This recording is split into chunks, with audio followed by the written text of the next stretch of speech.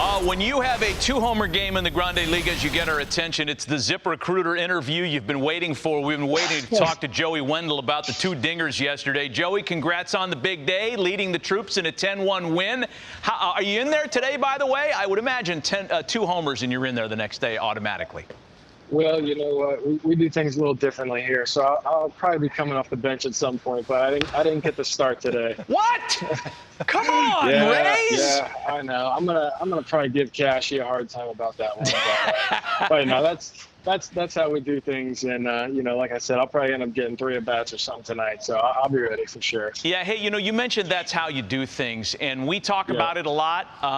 You know, if there's a book to manage with up there, maybe it's a cookbook or a comic book, because nobody can quite figure out the Rays way. It just seems to work, and it seems more importantly that all you guys buy in. Yeah, I mean, I think it kind of starts from the top down. You know, I think you said it right there with buying in. I mean, we have mostly a younger team, I would say, but even the older guys that we do have, there is just kind of this complete buy-in that we have, and you know, you see that from top down. So, you know, I don't think there's a lot of people questioning the method for our madness. You know, we've had a lot of success with it. We've been able to compete. You know, since my first year, 2018, we've had 3 and on our way to a 4th good season. So, you know, there's definitely buy-in from top to bottom. Along those lines, again, on how you do things, you can play in a lot of different spots, and they use you in a lot of different spots. But on a personal side here, do you have a favorite glove? And I know you're not going to tell them this is where I want to play, but do you have a favorite glove? Sure. I mean, I think I'm most comfortable at second base. I've spent the most time in my career there at second base. Although that being said, I mean, this year I've played majority of third base, and I'm starting to feel a little bit more comfortable there. So, you know, and I enjoy playing shortstop. I think it's probably the most fun of all the positions. So, yeah, I think, you know, just kind of being thrown into different positions here and there and gaining a familiarity with them over the course of time is just, you know, now I'm comfortable wherever they put me. Joey, big 3-game series starting tonight in Dunedin against the Blue Jays.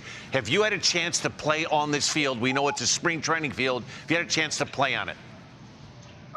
So I played on this field in spring training of 19. Obviously last year didn't really get a spring training, and then this year we were so localized that, you know, we didn't make this trip up to Dunedin. So I have played on it before and after the renovations, and yeah, I mean, it was definitely a lot nicer after.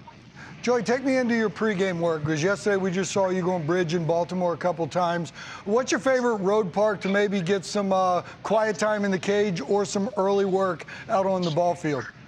Sure, Baltimore is definitely one of my favorite places to hit.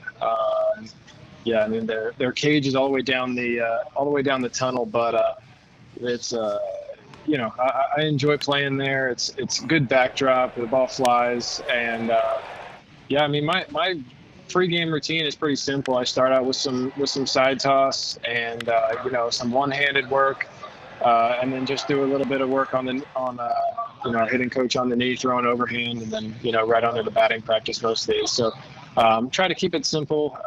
You know, the more you try to complicate this game, it'll just kind of eat you alive. So that's generally my approach, is just keep things as simple as possible and try to put the barrel on the ball wherever the ball's pitched. Hey, normally you have a pretty good seat standing behind Tyler Glass now when he throws. Is he as nasty on person as he appears to be when you're watching it on TV?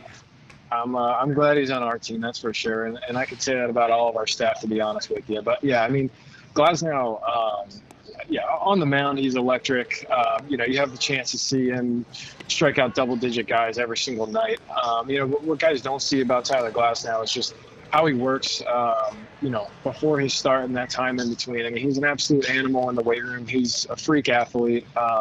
You know, and there's nobody that gets after it more in between his starts. And that's the fun thing for us, you know, as his teammates. We kind of get to see that, and we've gotten to see him, you know, evolve as a starter over the last couple of years. And like I said, every time he takes the mound, we have a lot of confidence in him, obviously. And then, you know, you have a chance to see something pretty special. You guys have a number of weight room animals on that roster. Yandi Diaz is a beast. What's the most superhuman feat of athleticism? Has he ever picked up a car or anything like that?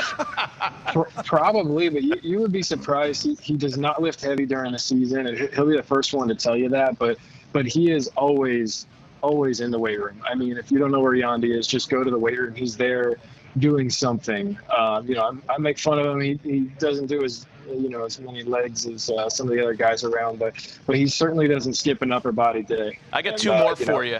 Okay. I want to ask you about yourself, because this is always interesting. You're a no batting gloves guy. Have you always been no batting gloves in the big leagues? Sure. I can't remember how you hit in Oakland. And you're no batting gloves wedding ring guy. Have you ever cut your hand? What kind of ring is that it's comfortable while you're swinging the bat?